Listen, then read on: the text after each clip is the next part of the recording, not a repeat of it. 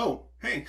It's you again. I'm Josh Crowley, in case you forgot. So imagine that a while back you were in a relationship with someone for, say, 4 years. During this time, they used racial slurs, talked about your friends in a weird, sexual way, left the window open in your bedroom in the hope that your cat might escape. They were nice in a few ways too, but you broke up and it's been a few years and you moved on, grown a little, started dating better people. One day you're hanging out with a friend and your ex shows up and tells you they want to get back together. Your friend says, "Hold up, you used to say the N-word all the time and at literally every party we went to you touched my arm in a weird way and suggest we have a threesome." And your ex gets furious and says, "I can't believe you'd attack me like this." What would your reaction be? Would you be mad at your friend for holding your ex to account for some of the shitty things they did over the course of your relationship? Or would you tell your ex to go jump off fuck bridge? There's something really unsettling happening online lately involving the way that any criticism is characterized as an attack and bullying. Mike Bloomberg has been characterizing the other candidates, calling his record into account as attacking him, and he's not alone. Joe Biden also accused Bernie Sanders of attacking his history of trying to dismantle Social Security, as if the aggression wasn't in trying to screw over retirees, but in pointing out you were trying to screw over retirees. Bloomberg also accused people of attacking him when they tweeted that he wasn't progressive and released videos of him making racist and sexist remarks. Attacks. It's a transparent attempt to mischaracterize criticism in order to silence it, as if we're all supposed to just sit back and say nothing while powerful people continue to destroy the world in our lives. Now, before anyone jumps into the comments here, yes, there are mean personal attacks against candidates. Someone might, for instance, say that Mike Bloomberg looks like a partially melted turtle candle, or tell him he belongs in a zoo for assholes with no lips, or tell him he looks like someone shaved and then shrunk the Grinch. Right now, though, I'm referring specifically to this tendency to hyperbolically call any criticism at all attack, no matter how politely or reasonably it's worded. It's no coincidence that many of these characterizations are levied against supporters of Bernie Sanders to contribute to the bullshit Bernie bro narrative. If you reduce your opposition to inaccurate stereotypes that you yourself helped create in the first place, then you can manufacture consent for whatever you like. But that's the subject of a different video.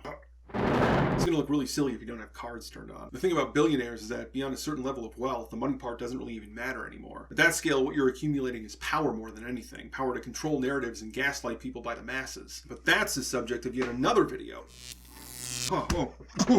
Right, I didn't make that one yet.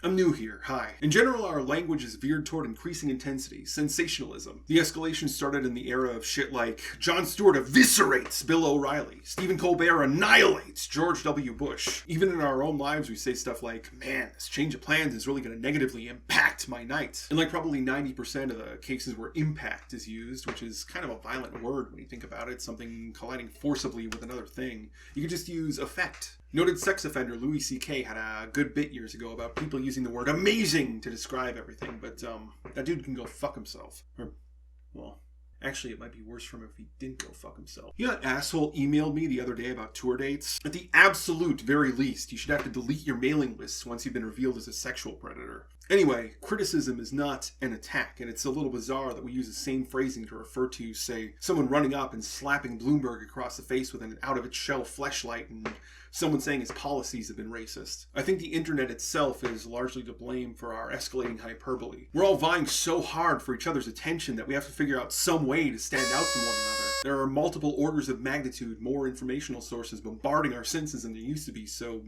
we have to get a little manipulative if we're going to become one of the sources people actually pay attention to. At this point, we've all grown skeptical enough to be somewhat inured to clickbait. But with language so deeply and firmly installed in our brains, we still have visceral reactions to emotionally charged words and phrases. Attack evokes a violent sentiment, especially when it's framed like, "Hey, all I'm doing is running for president here and someone's gotta come and attack me? Not cool." What's so disturbing about this, though, is that we have such strong reactions to these immediate depictions of violence that we forget about, well, actual violence. See, the framing is always, I was just expressing my opinion and then some Bernie bro came along and told me to go fuck myself up a wall. But the lead that gets buried is that the opinion they espouse is some shitty sentiment like, actually all lives matter. Or, it's okay to elect a person who's as bad as Trump just as long as it's a Democrat. I just want to go back to brunch. Or, it's okay for sweatshops in other countries to have looser safety standards. Or, Palestinians are living on territory stolen by the Romans 2,000 years ago and the present day Israelis have every right to bulldoze their homes to take it back. Or, I think we should continue to have a healthcare system where people have to choose between medicine and eating. After all, what about the investors? Actual violence that ruins people's lives is abstracted so much that we don't even recognize it for what it is. We're so far removed from it that we have long national conversations about whether it's okay to do things that hurt and kill people as long as a handful of investors can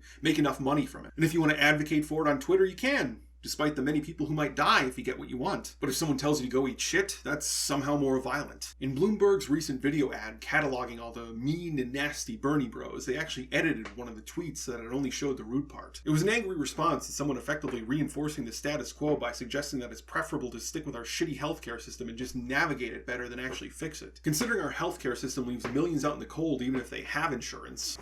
If you had needs that required expensive medical attention, how would you feel if someone condescendingly said, "The system doesn't suck, you just have to navigate it better"? Would you, I don't know, maybe feel like they could go eat shit? Especially considering they were framing it as a condemnation of the only candidate dedicated to guaranteeing everyone has healthcare, that nobody has so much medical debt they're contemplating suicide. Maybe we just need to start a business where the profit model involves telling disingenuous pundits who support cruel and dangerous policies that they can go eat shit. And then everyone can just say, boy, I sure hope that Chris Matthews wing of Fuck Yourself Inc. makes record profits this year. And how dare anyone attack us over our opinions on business. Anyway, if you enjoy my content, please subscribe and recommend it to your friends. If you hate it, recommend it to your enemies. Thanks very much for watching. We all have precious limited moments in this world, and I appreciate that you chose to spend some with me. Until next time, be seeing you.